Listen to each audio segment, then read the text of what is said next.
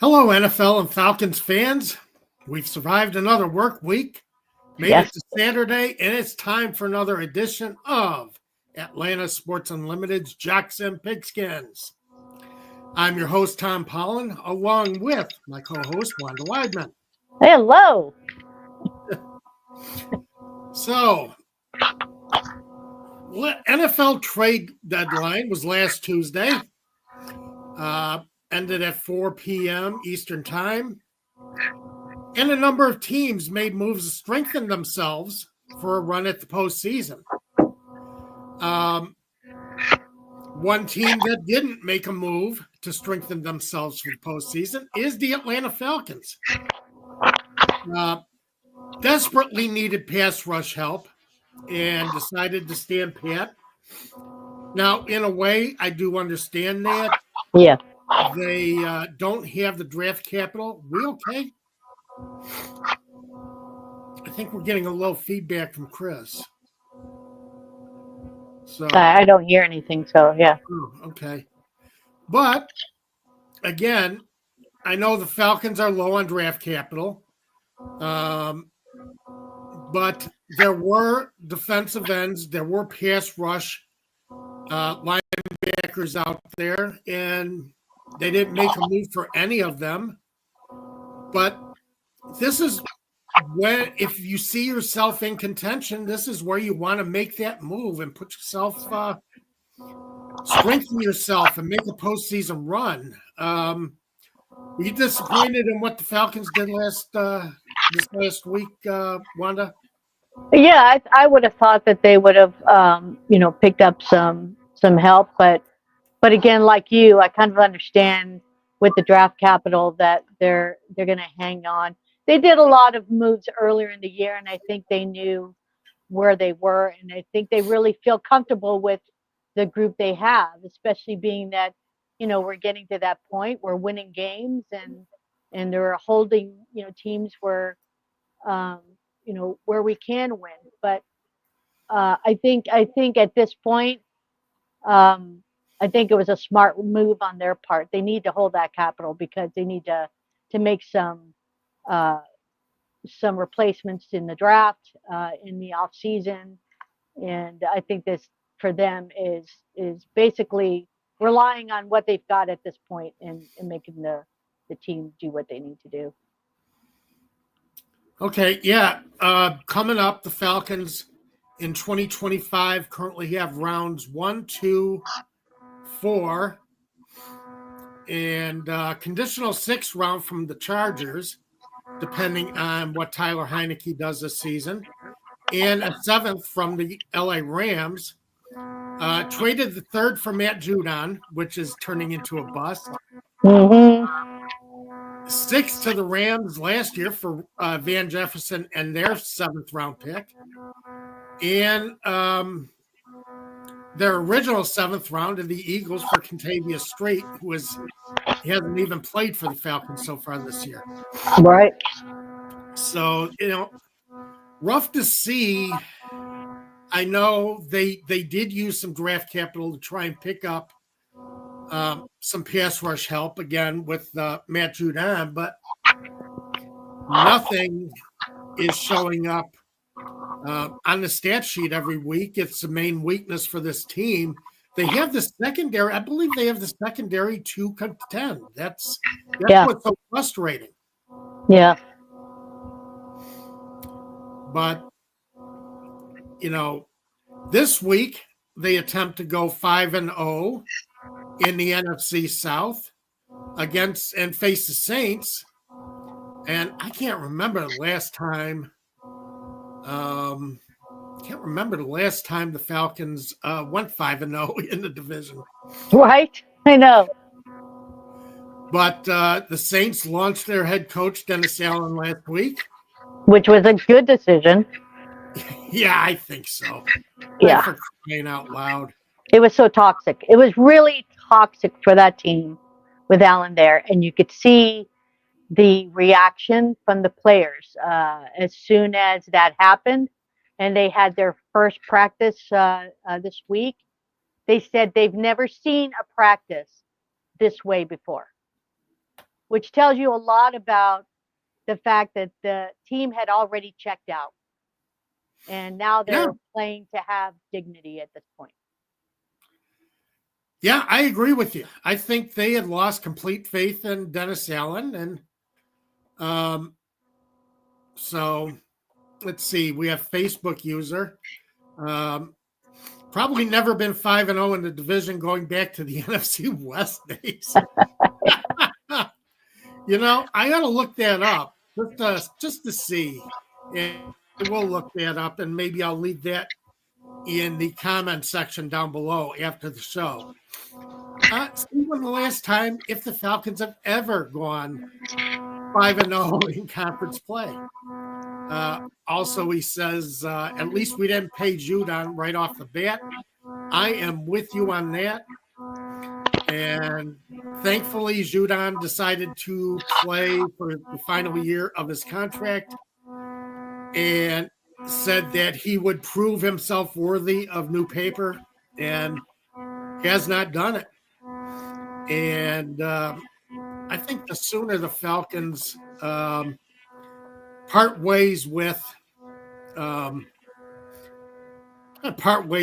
Judon, I know Falcons fans are tired of him, tired of seeing his effort on the outside, and I don't know. This just isn't a player that he's not going to be a go forward guy with the Falcons. I mean, that's for sure. But he's not making a case for himself with anybody else either. He's not going to get the contract that he thought he earned from the Patriots and wants from the Falcons. He's not getting that. He's not coming anywhere close to that. Yeah. Do you think it's rough for the Falcons going into this game against the Saints, considering that they feel better about themselves with Dennis Allen gone? I think this going into with the Saints, I think now they're going to be playing with heart. I don't think they're going to be giving up. But again, it's a whole different mindset. It may not be an easy win like people may be thinking. Now they may be where they feel like they've got somebody that is leading them. They see a leadership there, and they may actually surprise us this weekend. Who knows? But when you've got that, and you've got a turnaround to where you're getting rid of something that's toxic, and now you can take that breath and feel like, oh, okay, we've got somebody that actually gives a crap about this team and wants to really win. Now the mentality is different, right? So I think it's they may be playing with a little bit of an edge this weekend. Whether they win, I don't know, because again, you still have the same players. Carr is still the quarterback into where he's had some struggles this year, but I think if they've got a little bit more of a better attitude, they may actually make it a competition. Okay. Chris Olave is going to be out again this week. Yeah, from that was a brutal hit. Oh, that was terrible. That was brutal. Just was relieved that it wasn't worse than what it turned out to be. Yeah. Because that could have been. Yeah. And he was just coming off of a concussion. He had returned to the lineup after a concussion. So 2 straight concussions just. Yeah, he may wind up being out a little bit longer than what they're anticipating, especially if it's a back-to-back concussion. So, Facebook user, by the way, is Brian. I kind of knew that from the start. I don't know why he's coming up as Facebook user this week. So you just said the key thing, Wanda, some players, they are awful now on defense especially. Yeah. Yep. They are, and they traded Marshawn Lattimore. Yeah. Week. So, yeah. Now that I forgot about that. So, yeah, that makes a big difference. Yeah. Lattimore wasn't leading the team in interceptions, but still is your main cover cornerback. He's the guy you put on Drake London.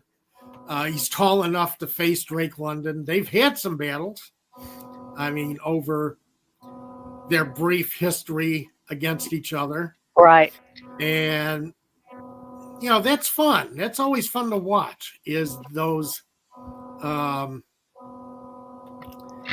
personal battles that flare up during a rivalry. And Lattimore felt that about the Falcons, and I know the Falcons receivers had plenty of animosity towards Lattimore. So that is going to be a disappointment this year. But my question is, now with Olave still out, your running back is leading your team in targets with, Alvin Kamara. And to me, he's rushed for 660 yards this season. So he's been solid on the ground. But when your running back has to lead your team in targets too, you got problems. Yeah. You can't find, and I know Rashid Shaheed is out. Olave's now out. Olave was out before. But Carr and before, Spencer Rattler didn't make use of any of the other receivers on the roster. And I wonder how that's going to pick up, how that's going to work for the Saints offense against this Falcons defense.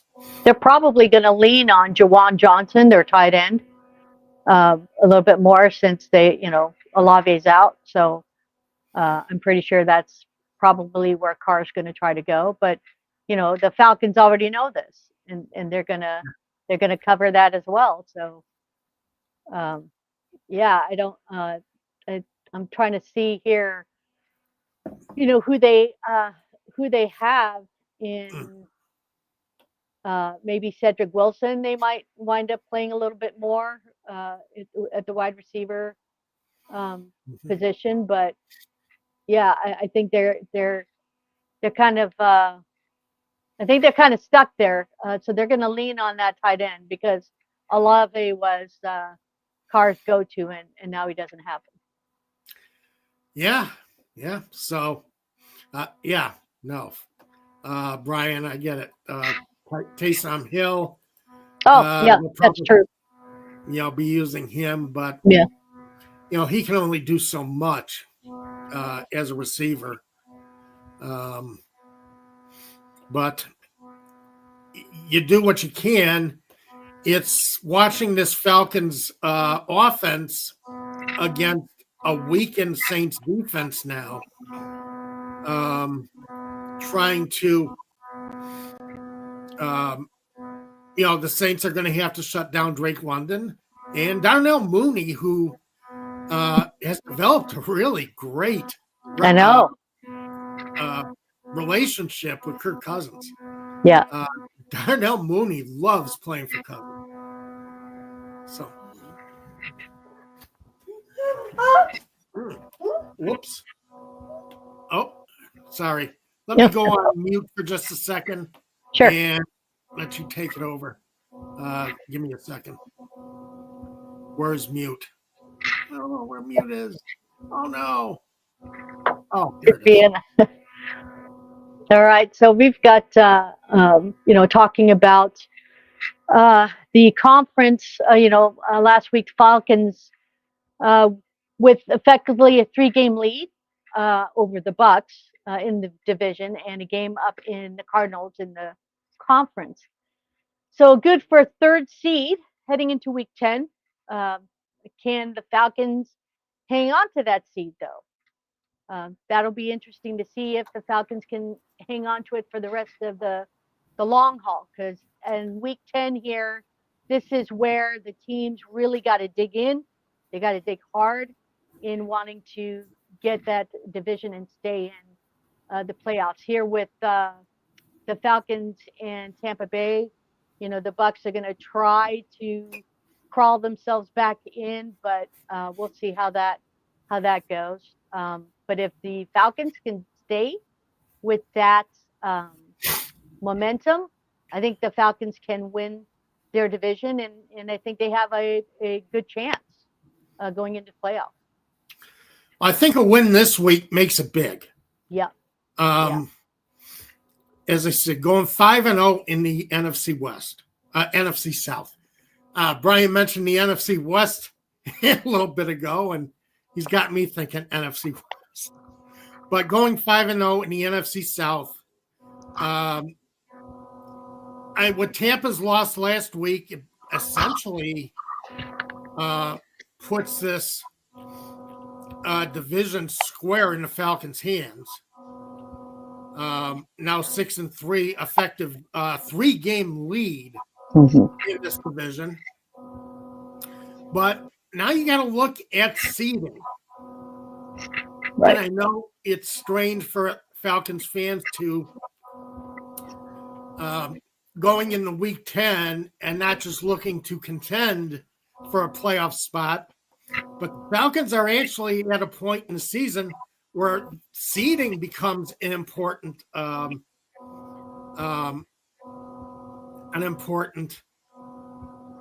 thing you want to start thinking of as you finish the season, as you pass the halfway point and head into the final weeks. The Cardinals did pick up outside linebacker edge rusher, traded for Baron Browning from Denver, right, who he had injury problems in his career, but he had 4.5 sacks in 10 games for the Broncos last season.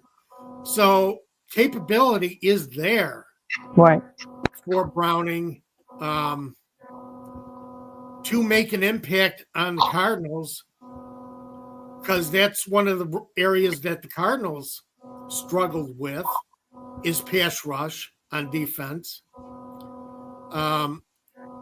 They get stronger. You could lose the number 3 seed to the Arizona Cardinals if the Falcons start feeling satisfied with themselves in the NFC South. right. Right now, they are the 3rd seed, and they would get a home playoff game. Well, every division champion gets a home playoff game. So, it's a good thing to see for them right now. But again, the Cardinals do strengthen themselves. Let's see how were the Falcons do, or how were the Cardinals doing on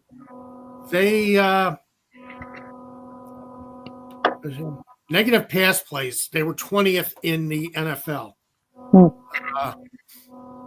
which negative pass plays meaning sacks and interceptions, which to me are the biggest plays, the plays that impact on defense.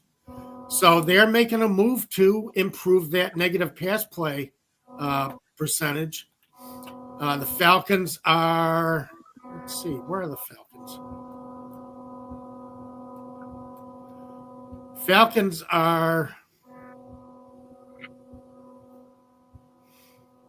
31st in the NFL in creating negative pass plays, both sacks and interceptions, not giving their offense an opportunities in positive territory, not putting offenses behind the chains and making life difficult for them to convert on 3rd downs.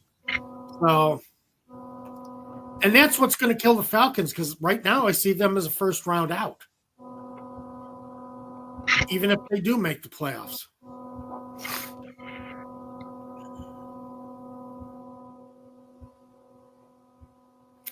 Pantera says Tampa will be 5-5 after this game. Well, they're playing the 49ers, who are getting Christian McCaffrey back. All right. So makes a huge difference against the Tampa Bay defense that is not playing as well. That's not playing as well this year as it has in the past, which is surprising for a Todd Bowles defense. But they'll be 5-5. If the Falcons win, they'll be 7-3. That'll give the Falcons an effective 3-game lead in the division. So not 5 games. You get a little too optimistic, Pantera. That'll give them a 3-game lead over the Buccaneers in the division, which is still, heading into Week 10 and having 2 wins over the Buccaneers already. That's a hell of a thing. Exactly. Yeah. So we'll see. Yeah, the pass rush. The Falcons are going to have to try and find pass rush. Hopefully, Matthew Judon kind of wakes up or something happens. Hopefully, or Arnold Ebiketie. Pro Football Focus had Arnold Ebiketie as one of its players to watch in 2024. They thought he was ready for a breakout season, and has not happened. And even if they can't get anything from Judon, if they can get something from Ebiketie to generate some kind of rush, they have to at some point. And if you can generate a pass rush, you're going to make it easier for your secondary to generate interceptions. And again, give your offense better field position, because they're not getting interceptions either. Terrell has 2. Jesse Bates has 2. And, 3 for the rest of the defense. It's not going to cut it if you want to make the playoffs and be a team that everybody is looking at to make some noise once you get to the playoffs. So that's something we're just going to have to be watching as the rest of the season goes on. It's not,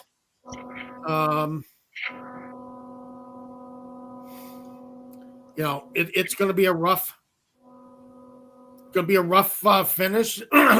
It's going to be something we're going to have to monitor as we finish going through the season and see how the Falcons, see if the Falcons can create some pressure from their front and find a way to do it. Jimmy Key and Raheem Morris have to get creative. Other teams that are going to, that really help themselves in the, before the trade deadline, Washington Commanders, as I mentioned. That was a team, and I still think the Commanders have a suspect defense because you can run the ball against the Commanders as long as you're not the Bears. But they have tightened up their pass defense quite a bit with Marshawn Lattimore. And considering how Jaden Daniels has been playing so far this season, what they needed that secondary to start coming through. Is you have Jaden Daniels, you've given them Terry McLaurin, Brian Robinson Jr., Austin Eckler, and it has been a winning combination for former Falcons head coach Dan Quinn,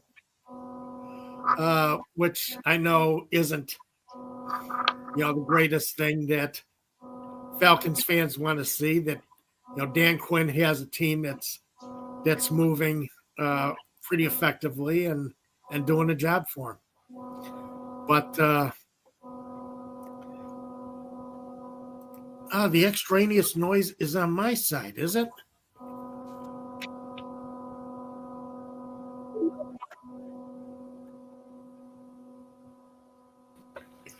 I don't don't hear a lot from my side, but I do hear something that sounds like a humming, maybe like a computer or something like that in the back. Oh, okay. Do you have like a clock or something going maybe? No, the fan on my computer is acting up, and that might be what people are hearing. Yeah, it's probably it.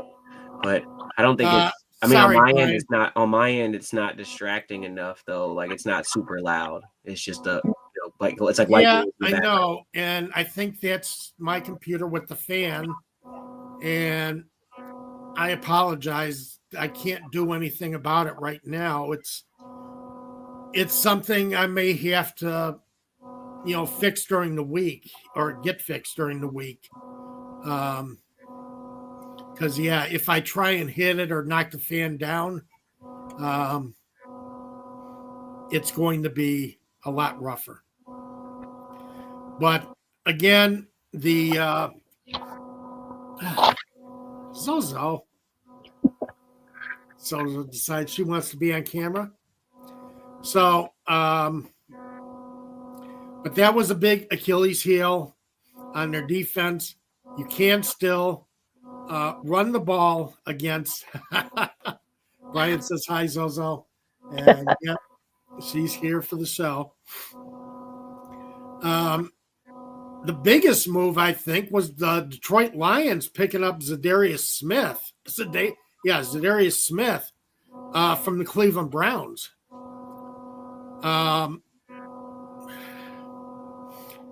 With Defensive Player of the Year candidate Aiden Hutchinson out for the season with the broken tibia. The fact that the Lions were able to get Smith, who is an effective pass rusher, 5 sacks, 7 quarterback hits, along with 23 tackles in 9 games for Cleveland, that was a big get. That puts Detroit back in the driver's seat, in my opinion, for a Super Bowl appearance. What do you think about Smith as far as joining the Detroit Lions? I think that was a brilliant move. Campbell was so excited when that was going to happen because he knew that's what the defense needed up front. I think that's going to really push the Lions. And like I said from the beginning, I honestly think the Lions have a huge shot in making it to the Super Bowl. I really do. I think it's their. I think if they can get past the playoffs and not drop the ball on it and get past the playoffs, I mean they're a complete team at this point. They've got the weapons. They've got Ben Johnson is brilliant, absolutely brilliant in the schemes that he gives his team to win, and it just makes defensive having to look everywhere on what and who to cover. That's exactly how you play to win, and I think that's a great example. And I think it's brilliant because now they're covering all their bases, and it just shows that Detroit is all in. They're absolutely all in to get to that postseason. Yeah, they are. Fell short last year in the NFC Championship game against the 49ers.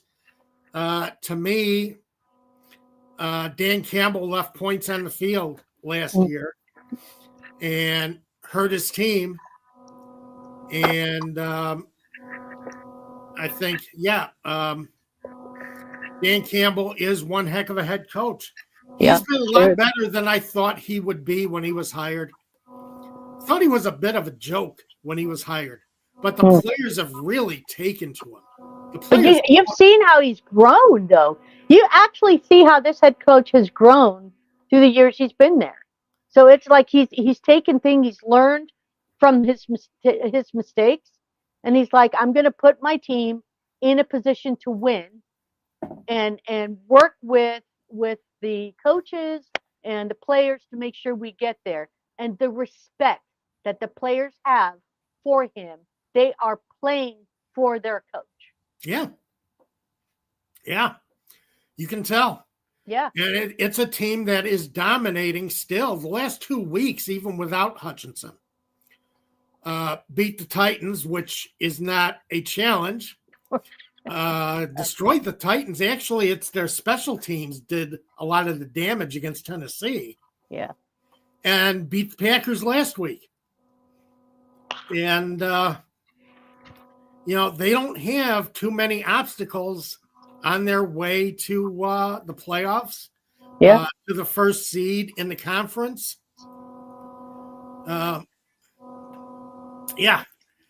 Biting kneecaps off. I get you. Yeah. And people still talk about that with Dan Campbell, but it's more of an affectionate thing now than it is trying to make fun of him. He's got that team playing physical. And he's got that team believing in themselves. And, I love how they play. I really do. I hate that they are a rival of the Bears in the NFC North, but you got to love how they play. Yeah. And they are fighting the Commanders for the top spot in the NFC, and both made significant moves at the trade deadline. Again, two teams who saw what they were at the trade deadline and decided to, and felt like all they needed was one move somewhere to make them more competitive. And that's what they did. And that's what I know the draft capital didn't work out for the Falcons, but it's kind of what disappointed me with the Falcons, with the fact that either couldn't or wouldn't go out and get somebody and try and put their own stamp on this season a bit more, because the offense is going to play. Kirk Cousins is doing the job on the offense, but again, you got to live up to the teams in your conference who are making those moves. Right. And the Chiefs in the AFC. I look who they picked up. Just amazing. DeAndre Hopkins is just incredible. I've always been a big DeAndre Hopkins fan. I love him. And I've always loved his ability to run routes, fight for contested footballs. And I don't know, he's always been a top receiver in my book, a guy who's tough to cover. And even if you have him covered, you don't necessarily have him defended, because he'll come out and he'll still make a catch. It's incredible when you look at how it's always said that wide receivers and quarterbacks have to have this relationship off the get-go. Hopkins is that wide receiver that knows how to play the game. Yeah. So he didn't have to have an entire week of playing one-on-one with Patrick Mahomes to figure out how to do it. All he tells Mahomes is, get me the ball, just shoot it. I'm going to get open. Just get it to me and I'll find it. And that's exactly what he did. Mahomes throws the ball. He looks over. He sees it. He gets it right in the basket and was able to make, and he had himself a phenomenal game. Yeah. And that just shows his professionalism as a wide receiver. Absolutely. He is that good. Yeah.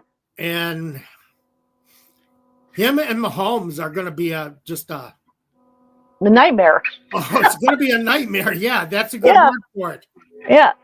It's going to be a nightmare for opposition going down the wire. Do you think the Chiefs make it undefeated this season with the moves they've made? They picked up an edge rusher of their own to kind of bolster their defensive line, and with DeAndre Hopkins, they faced Denver this week. Denver got blown out by the Ravens last week, but I look at it the Chiefs haven't really blown anybody out, but they just win. They find a way to win. Really, what it is, because like you said, you look at the teams. They played some of the harder teams in the beginning of the season, Yeah, and they've beaten all the harder teams. Now they're going into the later part of the season, and their only real competition is the Bills right. and maybe maybe the Chargers, maybe the Texans, but other than that, I mean, I just can't. They may wind up going undefeated. It would be mind blowing and absolutely uh, uh, again this three-peat that they're going after may be absolutely possible Yeah, if they continue in the rate that they're going. But it's going to have to take one of these teams to actually put them in. Everyone's going to be watching the Bills against the Chiefs. oh In two yeah, weeks, they're going to watch. They want to watch to see if the Bills can overcome yes, beating the Chiefs, because it's their Achilles. It was like this Thursday night game with the Ravens and the Bengals. The yes, Bengals always seem to have it, and sure enough, the Ravens got them. They were able to get it. There were some bad calls, some ignored face masks and penalties that should have happened, but uh, because the Bengals were able to contain Derrick Henry. So it really was a matchup, but they couldn't contain Lamar. right. So it's just depending on how that comes together. So is it possible that the Bills can? It can, if they can figure a way how to beat the Chiefs, because like you said, Patrick hasn't been the same Patrick that he's been the past several years. No, These haven't been blown out games. no. And Brian brings up Chiefs always barely find a way, but they find a way every single week. Yeah. Yeah, and that's it. That's how they do it. So it's just what you expect out of them anymore. Yeah. And that's kind of why I'm taking the Broncos to cover this week, even though they got blown out last week by the Ravens. I think they keep it close this week against the Kansas City Chiefs. Now, let's go into one of our new features, debuted last week, and going into it again this week. Wanda's Waiver Wire. All right. If you need any help with your fantasy football team, if you're banging your head against the table, can't figure out who can you pick up, who can you add to your lineup to put you over the top, Wanda's got the players for you right here. All right. It's all yours. All right. So let's look at what we've got on the waiver wire, because it's starting to get where people are dropping players. Some teams are on the bye. So this week I've got tight end Cade Otton from the Tampa Bay Bucks. So with Cade, with Tampa Bay, we've got Godwin out and Evans out for Baker. So he needs his target, and Otton has been really good for Baker. He's been getting double-digit targets, and Baker's going to be looking for him up the seams without Evans and Godwin against the 49ers this week. I think it's a good pickup. I think he's available in about 50% of the leagues, so grab him if you can. That's amazing to me that he would be available in that many leagues. I got him last week. So I got him last week, and I chose because Kittle, the 49ers were on a bye. Kittle's my number one. Right. So I picked up Otton, thinking because Evans was out and Godwin was out, picked him up, and I needed that extra 10, 12 points to win my matchup, and I sure got it. with him. So he's definitely, you're going to need that 10, 12, something to put in your flex, or you need a replacement tight end because your tight end's on a bye. Otten's your guy. Great. And then your wide receiver, I picked Juwan Jennings from the 49ers. So with Brandon Ayuk out, you need somebody to cover. And, you've got Debo, but Brock Purdy needs another target. And Juwan Jennings was really great for him in the start of the year. He got injured, came back, and it's a decent matchup against the Bucks. So as the defense will be focused on Debo and Kittle, they're going to be focused on those two. Now Juwan Jennings is going to be able to get in. Now they've got a good mix up, and I think that's a great pickup because some people had him benched or dropped him when they needed to fill for bye weeks. So I was able to pick up Jennings in my league this week. So I picked him up so I can fit him in my flex spot. And Wanda, then, yeah. Brian needs a running back. Who should he take? Well, here I go. So the running back, I've got Tyrone Tracy Jr. Out of New York Giants. Last week, he didn't have a great output, but against the Panthers this week, he's your pickup. It's a good matchup. Panthers are horrible against the run.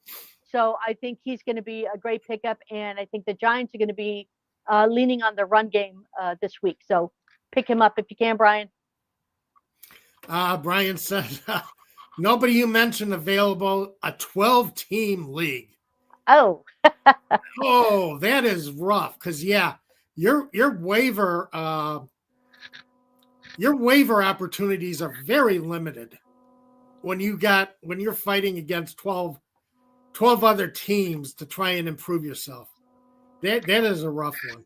Well, hit me up, Brian, on Twitter and tell me what they've got available on your league, and I'll tell you who to pick up. Yep. Yeah, I agree. Tracy, the best, he says, best running back matchup of the week. Yep. And I'm with you there. Finally, we head into our predictions. Wanda's going to give you her picks for the week. And Nostradamus had a rough week last week. Only won one of his 3 picks, which was very rough. I had the same thing. One out of my 3 picks. And I have been doing very well against the spread this year. So very disappointing for me to drop down like that. But I think I got 3 that you're going to really like this week. So, Wanda, who are your picks for? Okay, so I'm picking, I've got the Bills versus the Colts. I have the Bills by 6. I think the Bills are going to push the ball against the Colts, and I think this is going to be a good matchup. So I think that's where I'm going there. Do you have anything with that? Well, I wanted to ask you about the Colts are in a rough spot in their division, but they still are contending for a wild card spot. But they're an easy first round out if they make it to the postseason. What is the point of continuing to play Joe Flacco, who had a rough week last week, in place of Anthony Richardson the rest of the season? Because that's the way they made it sound, like they are completely giving up on Anthony Richardson. Yeah, I kind of like, I understood if you're going to, sit him out if you were benching him just, for a game or two. To bench him for the entire season, I thought was a pretty extreme, especially for this rookie who needs more reps. I don't know really what it's going to help with Flacco. Maybe they're thinking he's just going to come in and swoop and save the team like he did with the Browns. Flacco looked terrible last week. Yes. He looked like he was disconnected and just wasn't himself. I don't know. I think they have a better chance, honestly, if they had stuck with Richardson because he is a running quarterback. but I think they're afraid of either injuries with him or in the position he puts himself in. I think they want him to learn what it means to be able to stand in the pocket well, like Flacco does, to try to uh, get the ball out a little bit. I'm not sure what Steichen was thinking here. I really don't know his process, but I think they would have at least gotten a chance with Richardson if they let him continue. So, Well, see, the issue for me is quarterbacks just do more running these days. yeah, They are more athletic than they used to be. You know, and I see, you know, just being a pocket passer, just trying to keep your quarterback in the pocket, even though he has the capability of picking up yards in the ground, doesn't make sense. Now, yeah, he has a rough time trying to hit targets. He's not accurate, and he hasn't been accurate since he came into the league. But don't try and just force him into a model that he doesn't fit in. right. But yeah, I mean, Brian, I get it. Running is gravy. Must be able to throw accurately. Yes, absolutely. Not arguing that a bit. Yeah, because we saw that with the Chicago Bears and Justin Fields. Great running quarterback, and he was very elusive, but had some issues when throwing the ball. So, until they can pick it up a bit. Now you see him with the Steelers, worked it out, even though he still runs, but he's gotten a lot better in his accuracy. It's just a more of a coaching situation, and maybe they, the Colts are thinking we just need to coach him a little bit more to get more acclimated. Then I could see maybe a few weeks of benching, but to bench him the entire season or the rest of the season, they're just putting everything on Flacco in hopes that the veteran is going to get them to the postseason. Well, see, and that's the thing. This is a move you make if you have the postseason in your sights. Right. I'm not so sure the Colts have that, even with Flacco as their quarterback. It's going to be a rough game against the Bills this week. And, they still got to face the Jets, which has a strong defense. They got to face the Lions, the Broncos. They got some tough games coming up. Yeah. And I know those would be terrible. I know you don't want to put Anthony Richardson in that kind of environment, right. against these teams, but the kid's got to learn.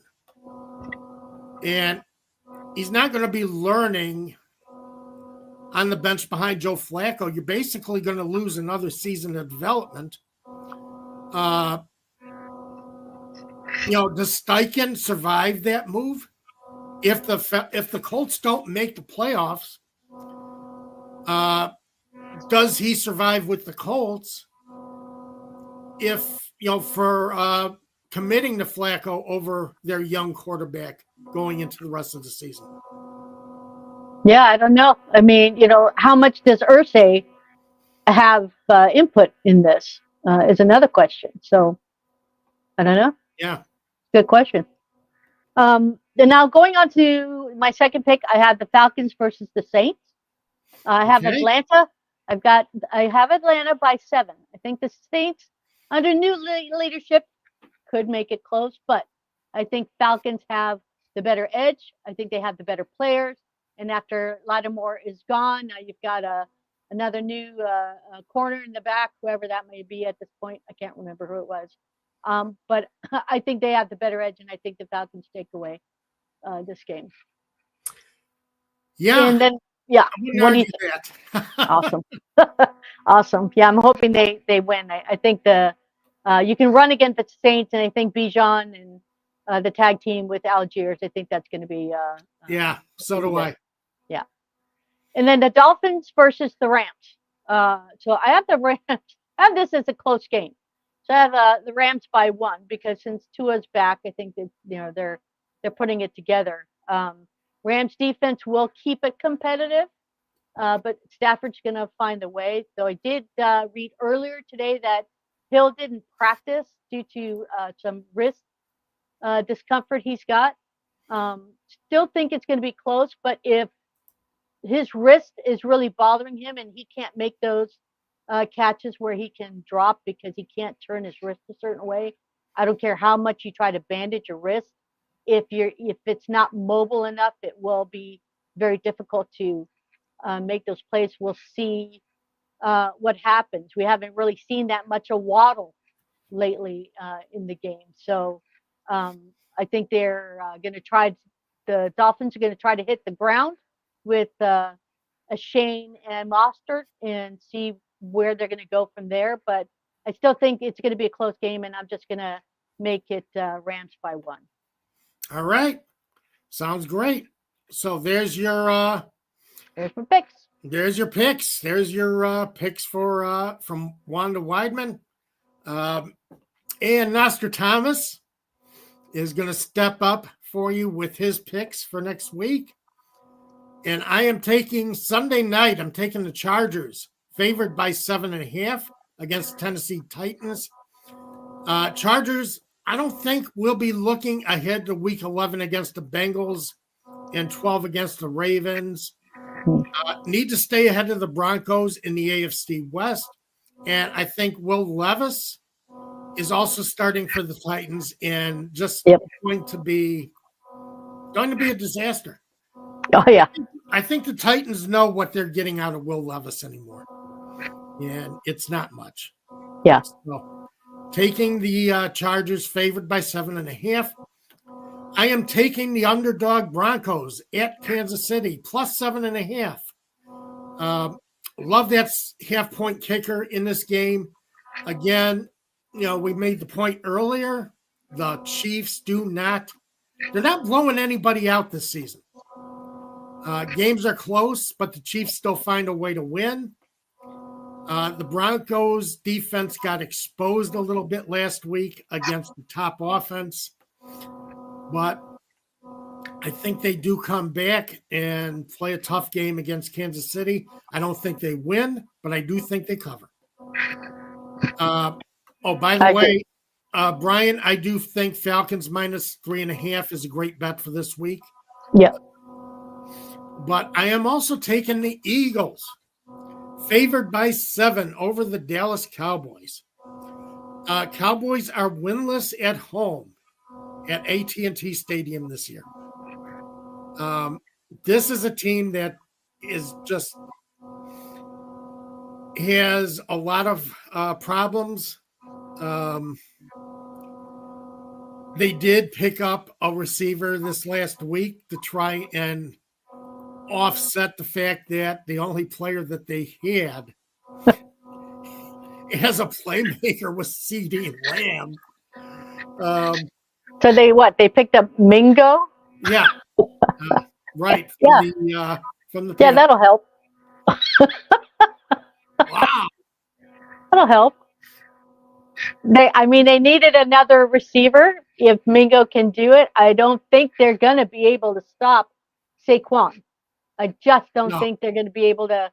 The Eagles are going to push that running situation. Saquon is a massive 3-down back, and he can receive, he can run, he can do it all on that team. And I don't think the Cowboys can stop him. Yeah. He has been a beast this season. Yeah. Just incredible what Saquon Barkley has done this season. And I agree. I think Barkley does make his presence felt at AT&T Stadium and makes things difficult for the Cowboys. And as I say, I'm taking the Eagles minus 7. I would also say take the Falcons minus 3.5 going up against the New Orleans Saints, because I do agree that's a good bet. And, we're always trying to get you guys your best picks, heading into each week. And, even on the road, I like the Falcons. Yep. So that's all the time we have this week. I do apologize for my computer apparently making some noise. I got to get that looked at this week as far as the fan. And apparently, from what I heard, Lenovo computers are very, they have problems, fan problems, and it's just acting up on mine. So we'll see if I can't get that fixed and have a cleaner show for you next week.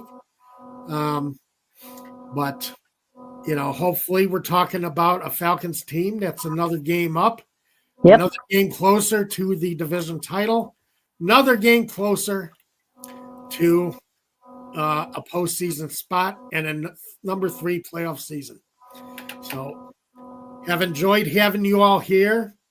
Always enjoy having you all here. We really appreciate everybody who listens in and who watches the replay. Over the next week. Appreciate you a lot. Everybody have a great week. Bye, everyone.